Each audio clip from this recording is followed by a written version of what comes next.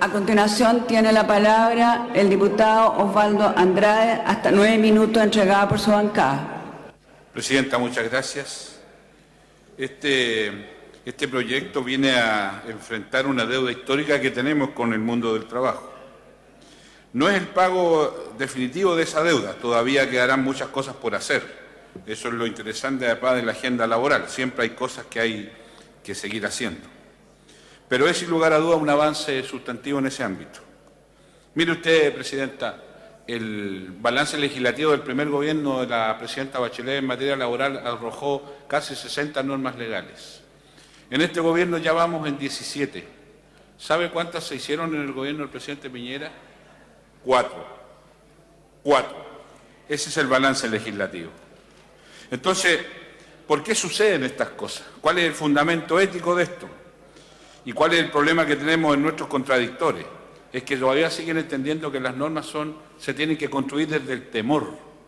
Cuando uno escucha a la derecha hablar de estas cosas, siempre es lo que uno tiene presente, que está el temor presente. Es el miedo a los trabajadores.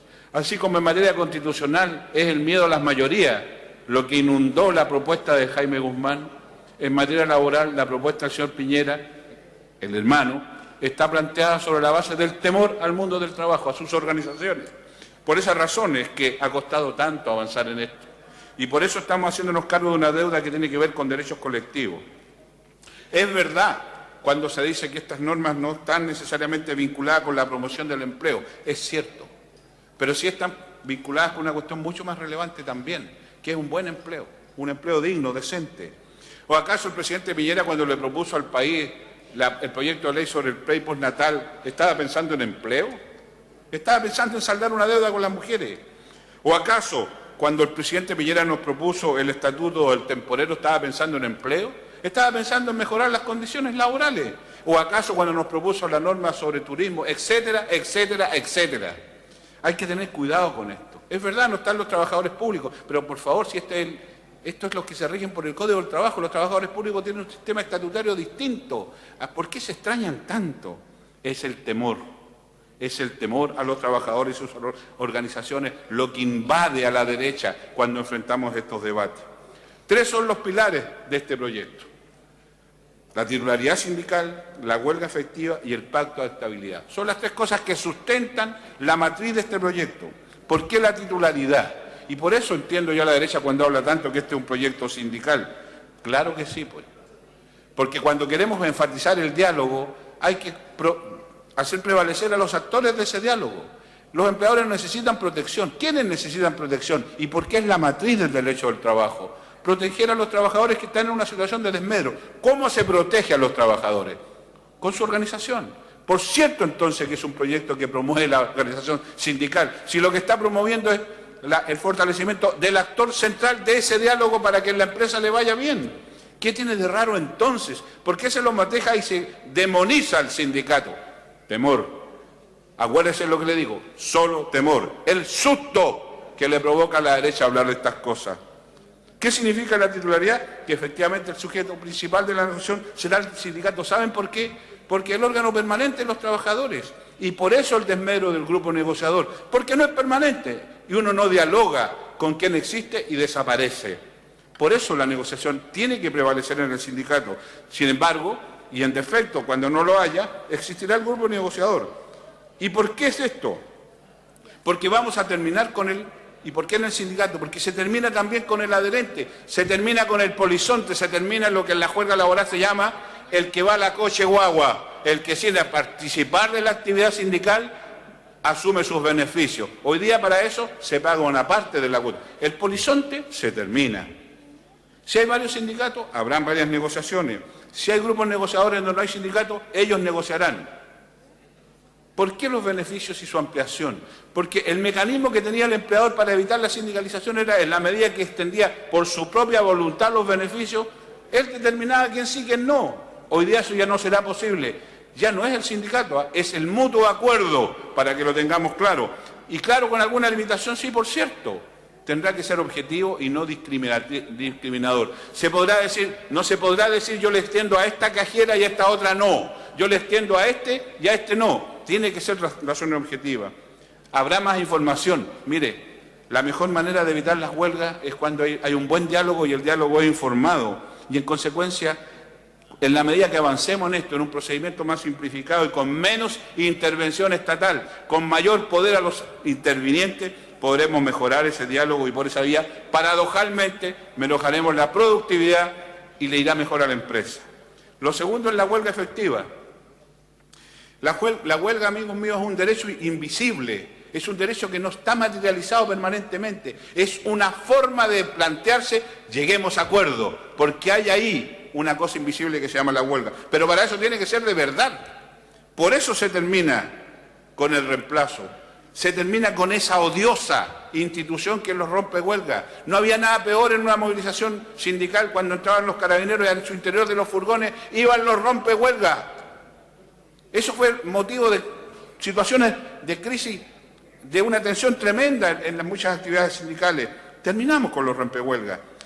Se asume de esta manera el fallo de la Corte Suprema que estableció que no se podrá reemplazar el puesto de trabajo. Mire qué tan fuerte es esto, hacerle caso a la Corte Suprema. Nadie podrá decir que la Suprema es la adalid de la lucha sindical. Lo que está haciendo este proyecto es hacerse cargo de aquello. Mire qué equilibrado. Y sin embargo, el temor nuevamente implica demonizar esta situación. Y habrá servicios mínimos porque hay que darle cierta continuidad. Los servicios mínimos no van a influir en la producción de la empresa, pero sí en algunos resguardos. Y para eso, como teníamos una controversia, recurrimos a la OIT, que nos planteó una propuesta que hemos asumido. Y habrá equipos de emergencia que tendrán que negociarse con anticipación a la negociación colectiva para que se puedan materializar. Y en defecto, al no haber acuerdo, será la Dirección del Trabajo la que opere. Y están los pactos de estabilidad. ¿Por qué? Mire, otra vez nuevamente entramos en la demonización. Los pactos de estabilidad hoy día existen, se materializan regularmente. Los sindicatos se ponen de acuerdo con su empleador para establecer pactos especiales, fundamentalmente de jornada, y para eso lo único que piden, una cierta representatividad y además el respaldo de la Dirección del Trabajo. Vayan a ustedes a las faenas mineras, hay muchos pactos de estabilidad en materia de jornada. Sin embargo, cuando se habla de esto, estamos nuevamente hablando del demonio. Vuelvo al tema. Temor, ese es todo el problema.